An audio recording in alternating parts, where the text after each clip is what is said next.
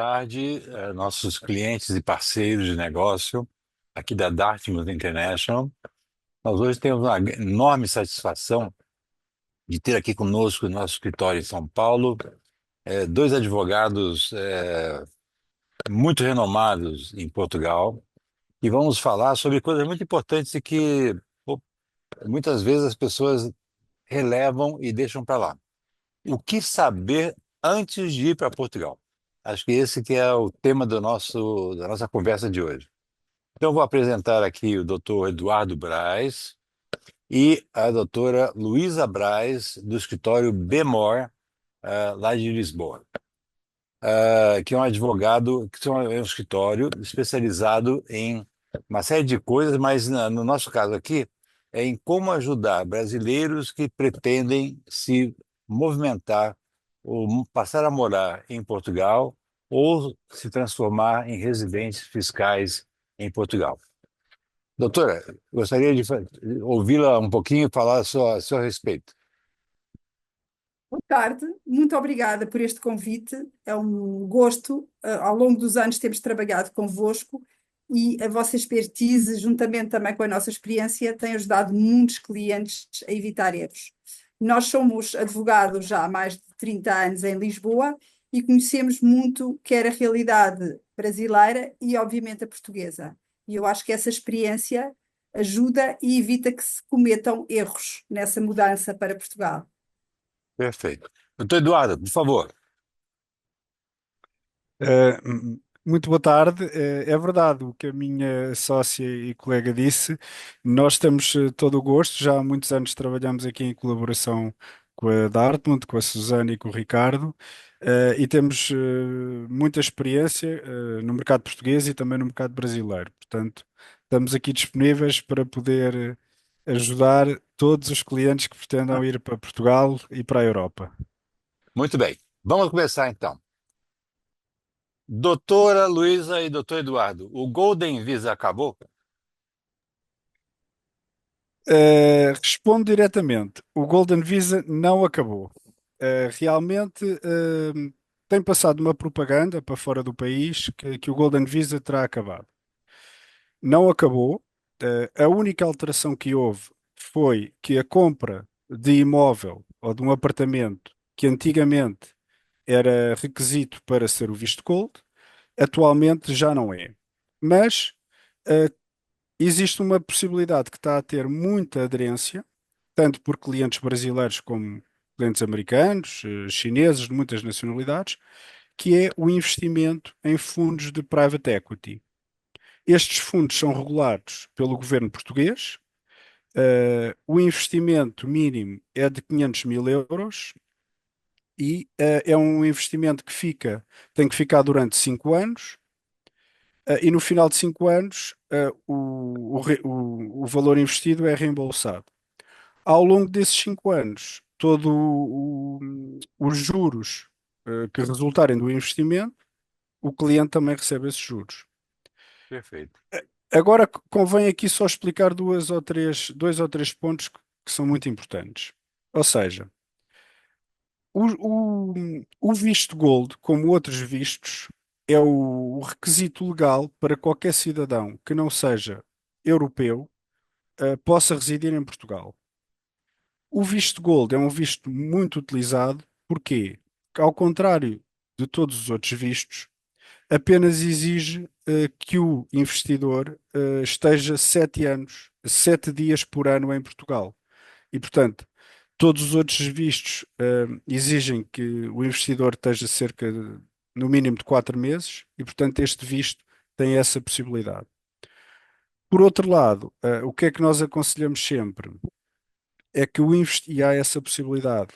Quando faz a aplicação do visto, o investidor pode fazer com toda a família. Ou seja, são elegíveis o cônjuge, os filhos menores e dependentes, os filhos mesmo sendo maiores, se forem dependentes dos pais, e os ascendentes. E todos eles, ao fim de 5 anos do visto, podem ter acesso à cidadania portuguesa. Vou me dirigir agora à doutora Luísa. Eu entendo que é muito importante que a família toda entre com o pedido de visa ao mesmo tempo. É verdade isso, doutora? Sim, é muito importante porque, apesar de apenas um ser o titular do visto, a família, ou seja, é apenas um investimento que se faz, ou seja, os 500 mil euros como mínimo é apenas um, e todos os restantes membros da família será por reagrupamento familiar. E, portanto, deverá ser logo ao mesmo tempo, senão terá que ser requerido outro visto. Eu, em complemento e no seguimento do que foi dito pelo meu colega, é de salientar que a importância de ter um visto Gold é ter acesso a todos os países da Europa, é ter acesso a países com muita segurança, não só política, mas também a segurança social, onde o sistema de saúde é muito bom, onde a educação é muito boa e é muito mais barata do que no Brasil. Nós na Europa temos das melhores universidades e, portanto, é cada vez mais uma grande vantagem ter um visto para Portugal, um visto Gold, que no fundo é um visto para a Europa. Tudo bem. Agora vamos falar de uma vantagem que os brasileiros estão muito ligados nesse tema. Com o visto Gold, a pessoa paga imposto em Portugal? É assim, tal como o Eduardo disse, uma coisa é o visto, que é uma questão de imigração. Outra questão é a questão fiscal. Questão fiscal, o que Portugal tem é o estatuto de residente não habitual. Esse estatuto de residente não habitual, no caso do brasileiro, só o pode pedir depois de ter um visto. Chama a atenção que há muitos brasileiros que têm cidadania italiana ou cidadania espanhola. E no caso dessas pessoas, de brasileiros que já tenham um passaporte, esses sim podem ter acesso logo ao estatuto de residente não habitual. Têm de preencher determinados requisitos, que nós poderemos dizer quais são, mas preenchendo esses requisitos, efetivamente, eles podem estar em Portugal e não pagar impostos Tá, durante então, 10 anos. tá, só para deixar claro, então, um brasileiro que queira se mudar para Portugal tem duas etapas. A primeira é ter um visto de residência, que no caso aqui o mais prático seria o Golden Visa, digamos, e depois pedir essa residência não habitual que tem a ver com a parte fiscal. É isso? Exatamente. O brasileiro que não tenha cidadania, nenhuma cidadania da Europa, tem que ter um visto. Pode ser o visto Gold, também pode ser o visto D7 ou o D2, só que esse obriga a estar pelo menos 4 meses em Portugal.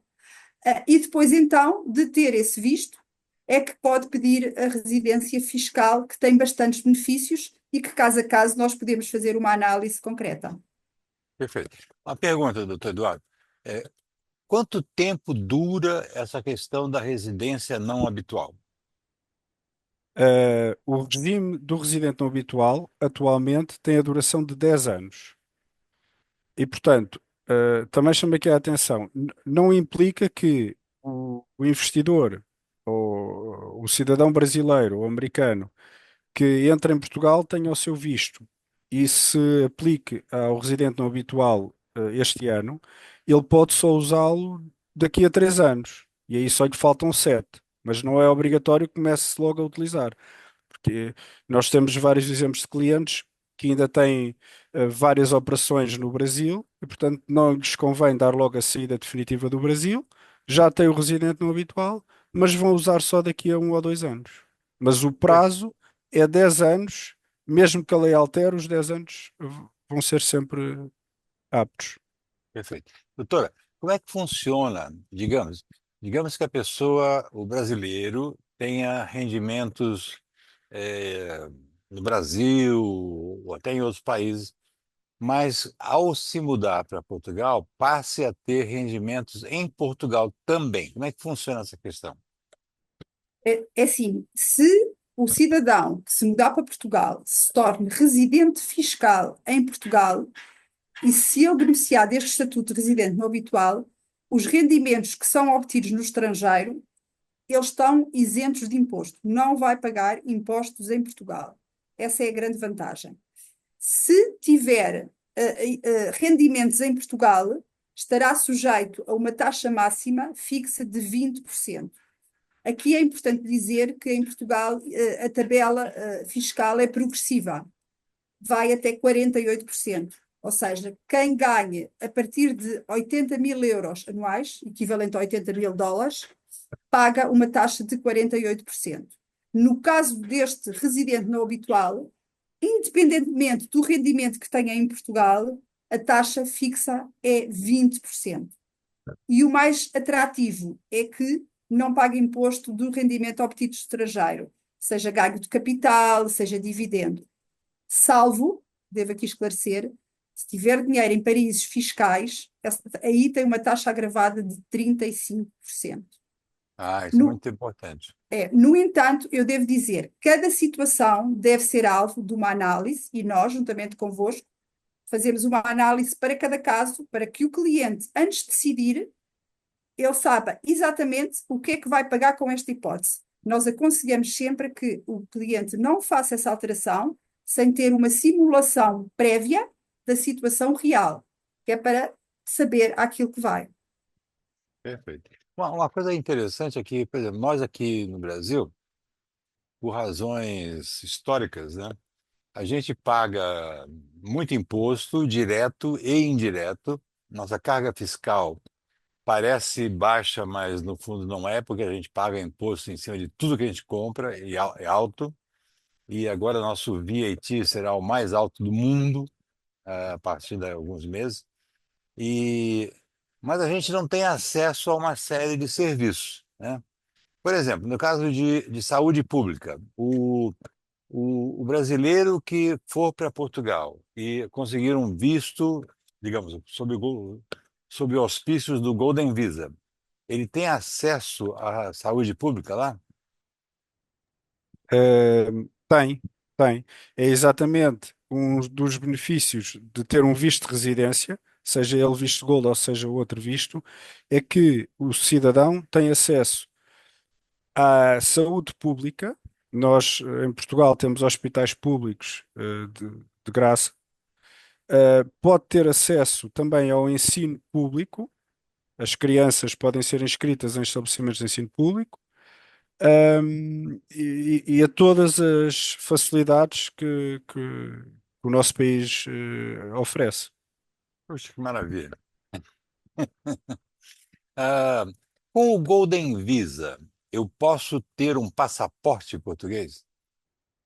É assim, tal como foi dito há pouco, você pode ter um passaporte português após 5 anos de Golden Visa. O que é que isso significa? Tem que manter o investimento, são os tais 500 mil euros aplicados em fundos durante 5 anos. No final desses 5 anos, você só tem que ir 7 dias por ano, tem que estar em Portugal, e ao fim desses 5 anos você tem um passaporte português para si, para a mulher ou para o marido, para os filhos, eventualmente para os ascendentes, e melhor, isso depois, inclusive, pode-se transmitir de geração para geração. Portanto, é muito bom essa oportunidade de ter um passaporte que lhe dá acesso a todos os países da Europa e mais a outras vantagens que até a nível de sucessão, por exemplo, que pode vir a ter. Isso que eu queria falar agora. Eu queria falar um pouquinho sobre a questão de sucessão, né? Nós estamos falando aqui sobre a questão de brasileiro muda para a Europa, mora em Portugal, tem vantagens fiscais, não tem problema de segurança que nós temos aqui, tem acesso à saúde pública, que é muito boa. Eu sei porque eu tenho uma prima que é diretora de um grande hospital lá em Lisboa e sei muito bem a qualidade que é. Mas com relação à sucessão, como é que funciona essa questão de sucessão em Portugal? Ahm, Bom, em Portugal, a sucessão é uma sucessão que tem os chamados herdeiros obrigatórios, que são os legitimários. Em Portugal, os herdeiros obrigatórios são o cônjuge, os filhos e, no caso de não haver filhos e cônjuge, são os ascendentes. E qual é que é a grande vantagem? É que em Portugal não existe imposto sucessório. Ou seja, estes herdeiros, chamados legitimários, podem herdar todo e qualquer património, mas não pagam, não têm lugar ao pagamento de imposto sucessório. Qual é que é também a grande possibilidade? Qualquer cidadão que seja residente em Portugal, um cidadão estrangeiro, por exemplo, que tenha o visto gold, pode declarar que, tendo que à data da sua morte, seja a lei portuguesa a reguladora da sua sucessão.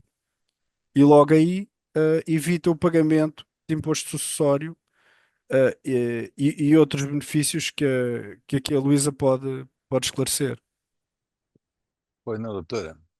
Não, efetivamente, o que temos verificado é que muitos estrangeiros têm optado por declarar, por testamento, porque tem que ser por testamento, que pretendem que seja a lei portuguesa aquela a ser aplicada. Obviamente que só o podem fazer se tiverem uma conexão com Portugal, ok? Seja a nacionalidade ou não ter nacionalidade, ter residência em Portugal. A grande vantagem é que facilita muito todo o processo burocrático. A habilitação é feita em Portugal, que é um processo relativamente mais simples do que aquilo que eu tenho conhecimento no Brasil, e depois, estando esse processo findo, é só transpô-lo, e isso depois poderá ser feito através de consultores, advogados, as partes já nem têm que intervir, é transporte para o país de origem. É uma grande vantagem. Devo dizer, em relação ao imposto, que para herdeiros não existe, para os herdeiros legitimários. Se não for herdeiros legitimários, a taxa é 10% que se paga.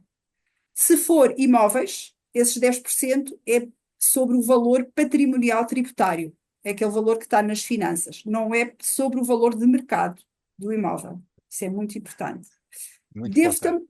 tam e só também dizer que em Portugal pode-se decidir, por testamento, deixar um terço da herança a quem se quiser. Ah, que É, beleza. já agora, que eu acho que também é importante, porque hoje em dia é muito comum existirem segundos casamentos, famílias, existirem filhos que não são comuns. Portugal já permite que a pessoa, quando se casa, nesses segundos casamentos, possa, por convenção, declarar que não quer que o cônjuge seja herdeiro. Portanto, já é muito comum. Esta alteração da lei foi fruto precisamente desta nova realidade, de existirem pessoas a casar e terem filhos anteriores, e, portanto, isso em Portugal já existe. Eu penso que foi dos primeiros países da Europa a conseguir essa alteração à lei da sucessão. Muito bom. Uma pergunta. Aqui no Brasil, desculpe, existe uma questão muito relevante, a questão de união estável, né?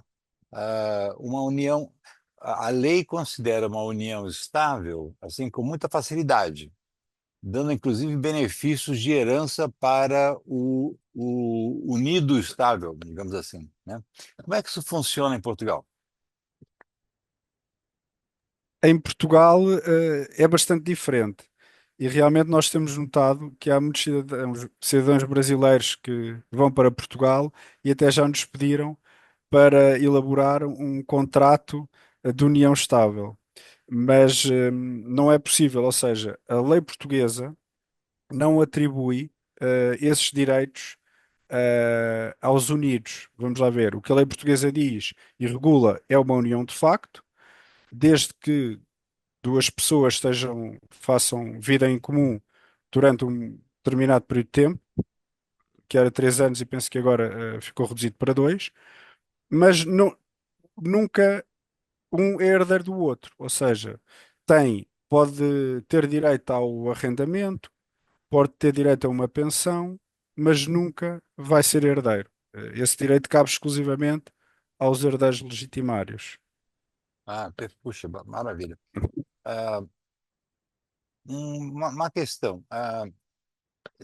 Aqui no Brasil, existe uma questão interessante. Digamos que uma pessoa perca seus dons assim de tomada de decisão, né?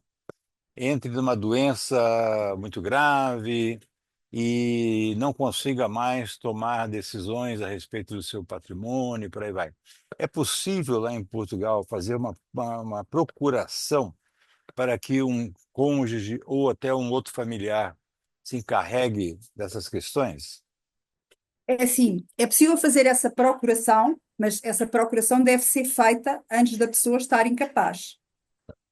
Depois da pessoa já Ah, ser incapaz, não pode. Mas se a pessoa ainda tiver possibilidade de fazer, há muitas pessoas que o querem fazer até por cautela, porque vão ficando mais velhas ou porque têm uma doença, ao excesso até de zelo, e deixam uma procuração ou para o cônjuge, ou para um familiar, ou para um amigo, que seja, deixar uma procuração de plenos poderes. Se não tiver data, essa procuração é válida, até ser revogada.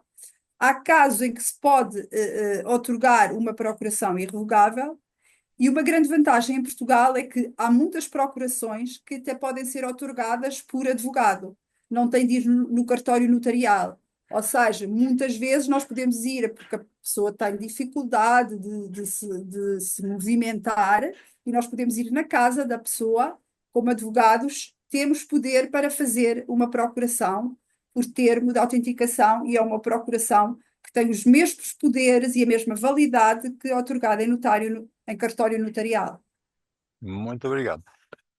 Doutor Eduardo e doutora Luísa, o que o seu escritório é capaz de fazer para um brasileiro que tem a intenção de se mudar, ou se tornar residente fiscal em Portugal? É assim, o nosso escritório, o grande diferencial que nós colocamos no nosso escritório é o cliente estar acompanhado desde o início do processo até ao fim.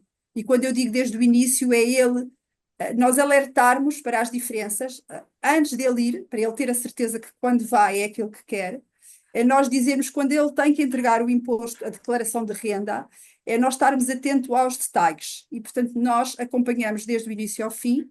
Temos muitos parceiros, quer no Brasil, como vocês, em Portugal, e, portanto, nós somos sempre o interlocutor do cliente. Portanto, aquilo que nós oferecemos é o cliente, é total transparência, empenho, comprometimento. E aqui o meu colega Eduardo pode complementar aquilo que eu disse. Eu apenas complementaria e em jeito de resumo, que é isso, nós dando um acompanhamento pessoal, personalizado, conseguimos tratar de todo o tipo de vistos para imigração, o visto Gold, aplicar a todo o regime do residente não habitual, fazer o planejamento sucessório, fazer entrega do imposto de selo, ter representações em Portugal. Temos também, fazemos muito um tema que não se falou aqui, mas candidaturas a incentivos europeus que hoje em dia existem, que pessoas, estrangeiros que queiram montar negócios em Portugal ou na Europa, há apoios do Estado e do Parlamento Europeu com 70% do investimento. Nós temos todo esse tipo de acompanhamento. E, portanto, tendo também aqui uma base no Brasil, não só com vocês, mas na parte legal, com o escritório do Dr. Maurício Felber, que é nosso parceiro, nosso sócio, eh, temos conseguido dar um acompanhamento muito grande e geral a todos os clientes. Maravilha. Puxa, olha, muito bom. E muito, muito impressionado e muito, muito satisfeito. Suzane, em termos de o que nós aqui na Dartmouth podemos contribuir com esse processo todo? Claro, claro. É, nós temos, bom, acompanhamos vários clientes, né, dezenas de clientes ao longo dos anos e todos os aspectos. O que foi impressionante para nós é que Luísa e Eduardo puderam ajudar com todas essas questões. Não foi necessário buscar um outro escritório. Isso nos impressionou. E muitos clientes, quando eles vão se preparar para ir para Portugal, na hora de fazer a reestruturação das companhias de investimento que são de paraíso fiscal, né, a gente tem acompanhado essa jornada com os clientes e muitas vezes a primeira sugestão que vem de Portugal, não, usa uma empresa de Malta, tá? E acho que era até interessante Luiz e Eduardo comentarem rapidamente sobre Malta, mas nós temos muitas outras alternativas. Então, eles vão falar de Malta e eu vou falar algumas questões que os clientes têm levantado e por que que a gente buscou outras alternativas. Talvez era interessante até ouvir da Luísa um pouco da questão tributária e estrutural de Malta, né? De usar Malta como holding. Sim, Malta, ao longo dos anos, foi sempre uma opção. No entanto, temos verificado que Malta, além de exigir estruturas um pouco pesadas e que se tornam até dispendiosas, o que acontece é que em Malta o que existe é um reembolso, não é uma isenção. Ou seja, quando se fala em 5%, não é verdade, são 35%, só que eles depois reembolsam os 30%. E há que estar muito atento porque esse reembolso tem prazos apertados para ser pedido. Como disse, as estruturas normalmente são pesadas e também dispendiosas. É ainda uma solução, sendo que por vezes para Portugal já o próprio fisco português às vezes acende uma luz vermelha, já não gosta muito.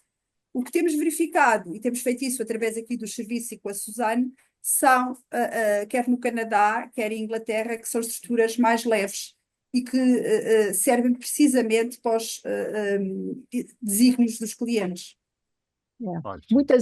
Muitas vezes nós podemos verificar com algumas estruturas heterodoxas, alternativas heterodoxas dentro da estrutura, um formato que permite mais longevidade até de questões tributárias, né? Muito menos perda de controle por lado do cliente, né? Porque Malta exige uma substância econômica pesada, né? O diretor local, uma conta bancária local para capital, etc. e tal. E muitas vezes o cliente prefere ter ele, né?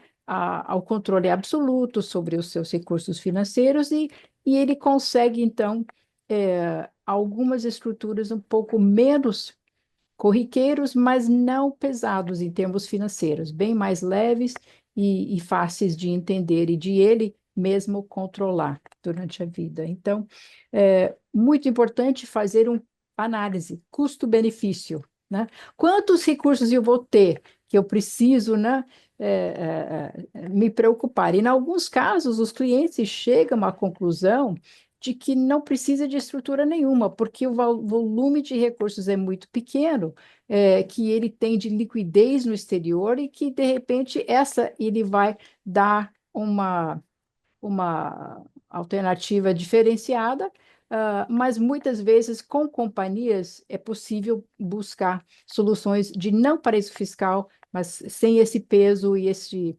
reembolso de impostos, sem substância econômica, etc. e tal. Então, Muito estamos bom. ali super disponíveis para fazer, junto com o advogado do cliente no Brasil, o tributarista do cliente no Brasil, que eventualmente precisa dar um auxílio para fazer a parte de saída do Brasil, na saída fiscal brasileira. Também, então, estamos, e Luiz Eduardo, com certeza, estão super dispostos a trabalhar em conjunto, né, numa equipe, para fazer isso ser o menos traumático possível, né, mais fácil possível. Muito Claro que obrigado. sim. E só complementando, assim, obviamente nós estamos disponíveis a falar com o advogado do cliente aqui no Brasil. Obviamente o cliente muitas vezes já tem o seu advogado e nós falamos, trocamos ideias e aconselhamos aquilo que será a melhor solução. Perfeito. Bom, muito obrigado. Então, muito obrigado a Suzene, muito obrigado ao doutor Eduardo, muito obrigado a Luísa. De repente, ficou fácil uma questão que era cercada de dúvidas, questões, tabus. E eu acho que agora a gente conseguiu facilitar e ajudar os clientes a entender, não tudo, porque tudo, né, os detalhes estão, precisam de um profissional competente como eles, mas é por aqui que a gente pretende ajudar nossos clientes. Muito obrigado a todos, uma boa tarde para todos. Boa tarde. Obrigada, Obrigado. obrigada. Obrigado.